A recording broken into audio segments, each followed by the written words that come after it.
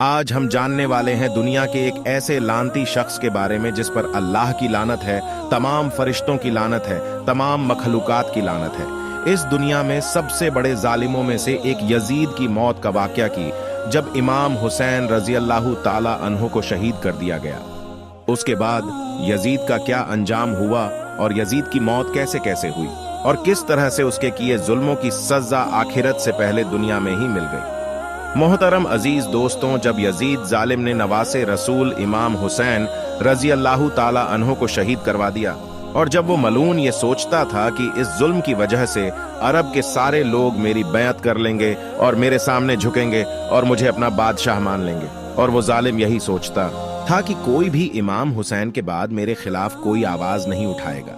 لیکن جب یزید کی فوج رسول اللہ صلی اللہ علیہ وسلم کی خاندان کی بیٹیوں کو قید کر کے کوفہ اور شام کے بازاروں سے گزرنے لگا تو رسول اللہ کے خاندان کی بیٹیوں اور حضرت امام سجاد رضی اللہ تعالی عنہ کے خطبے سن سن کر لوگوں کے مردہ ضمیر جاگنے لگے، اور پھر یزید ظالم کے خلاف بغاوت پیدا ہو گئی۔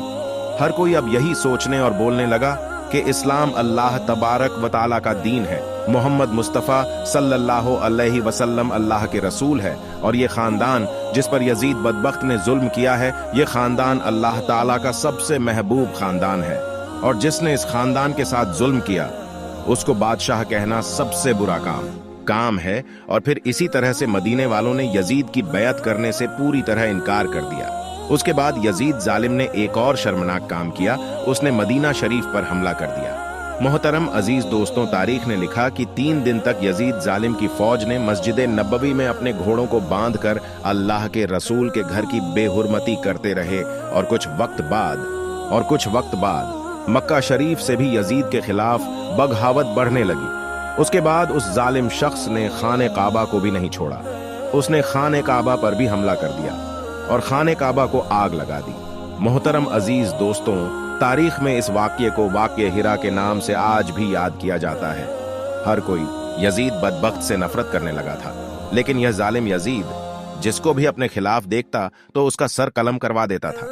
لیکن اللہ تعالیٰ کی عدالت میں انصاف ہوتا ہے، اور جب وہ انصاف کرتا ہے تب کوئی کچھ نہیں کر سکتا۔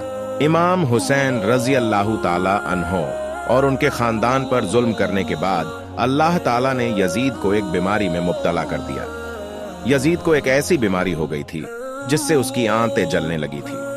وہاں کے سارے بڑے سے بڑے حکیم پریشان ہونے لگے تھے کہ یہ کیسی بدترین بیماری ہے کہ یزید کا پیٹ اندر سے اپنے آپ ہی ختم ہو رہا ہے، پیٹ اندر ہی اندر سڑ رہا ہے، اور اس بیماری میں یزید کو اتنی زیادہ پیاس لگتی تھی کہ یہ بدبخت پانی کے لیے تڑپتا تھا، لیکن جب اسے پانی پلایا جاتا تو یہی پانی اس کے پیٹ کو جلاتا تھا، اور اس کے بعد وہ ظالم اپنا سر پیٹتا رہتا تھا، اور اس کے محل کے لوگ یزید کی یہ حالت دیکھ کر کہتے تھے کہ یہ عذاب اس ظالم پر، امام حسین اور ان کے پورے خاندان پر پانی بند کرنے کی وجہ سے ہی آیا ہے۔ اس کی یہ حالت دیکھ کر محل لوگ کہتے تھے کہ کیا فائدہ ایسی بادشاہی حاصل کر کے جو ایک بوند پانی کو بھی ترستا ہے۔ ایک دن یزید نے اپنی اس بیماری کی حالت میں اپنے بیٹے معاویہ کو بلوایا اور اپنے بیٹے معاویہ سے کہنے لگا، بیٹا یہ بیماری میری جان لے کر ہی چھوڑے گی۔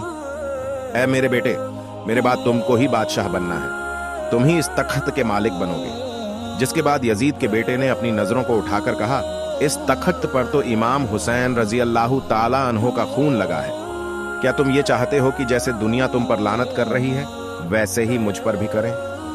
ہرگز نہیں، نواسے رسول کے خون سے آلودہ ہے، ایسے تخت اور بادشاہی پر میں لعنت کرتا ہوں۔ یزید اب حیرت سے اپنی ہی اولاد کو دیکھ رہا تھا، اور یزید کے محل کے لوگ اب افسوس کر رہے تھے۔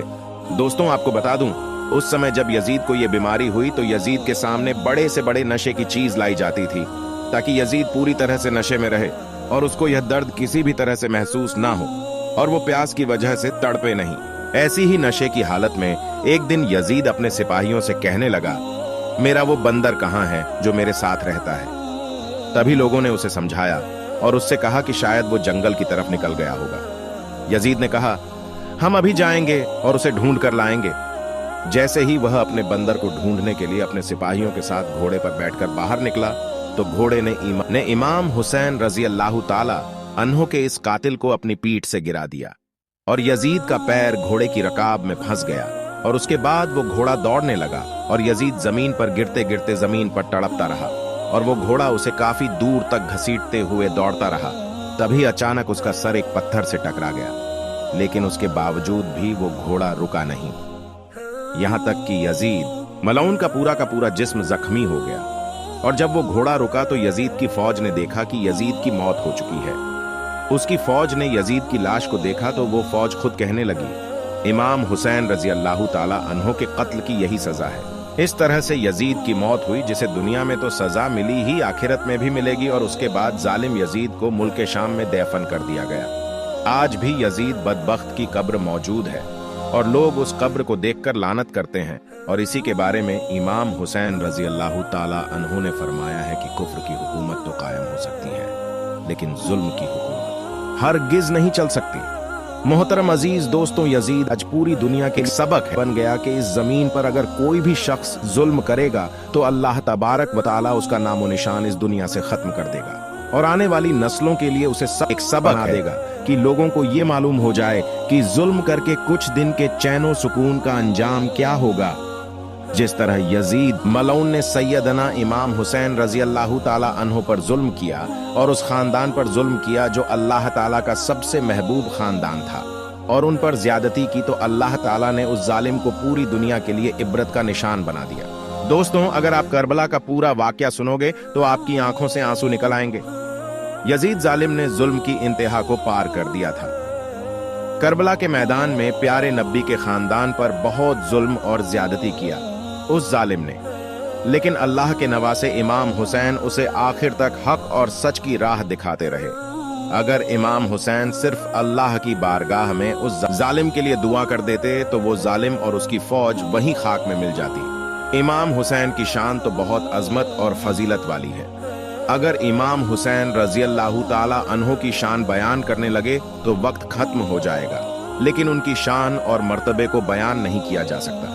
बस एक अल्फाज में कह दूं कि तो बिना इजाजत जिब्राइल भी उनके घर आते नहीं थे। सुभान अल्लाह भी इमाम हुसैन की शहादत पर दुनिया के लिए एक सबक है कि कभी भी जुल्म के आगे न झुकना, हमेशा सच और हक के साथ खड़े रहना। मोहतरम अजीज दोस्तों, यजीद की मौत बहुत ही इबरतनाक तरह से हुई। ये बहुत बड़ी मिसाल है कि आज इस जमाने में यजीद की कब्र को कोई नहीं जानता, उस मलून के बारे में कोई बात नहीं करता है, और इमाम हुसैन रजी अल्लाह ताला अन्हो का चर्चा हर घर में है, हर मोहल्ले में है और पूरी कायनात में है। और इमाम हुसैन के रोजे मुबारक पर जाने के लिए करोड़ों अरबों लोग तरसते हैं। दोस्तों, किसी शायर ने क्या खूब कहा है, कत्ले हुसैन असल में मर्गे यजीद है, इस्लाम जिंदा होता है हर करबला के बाद।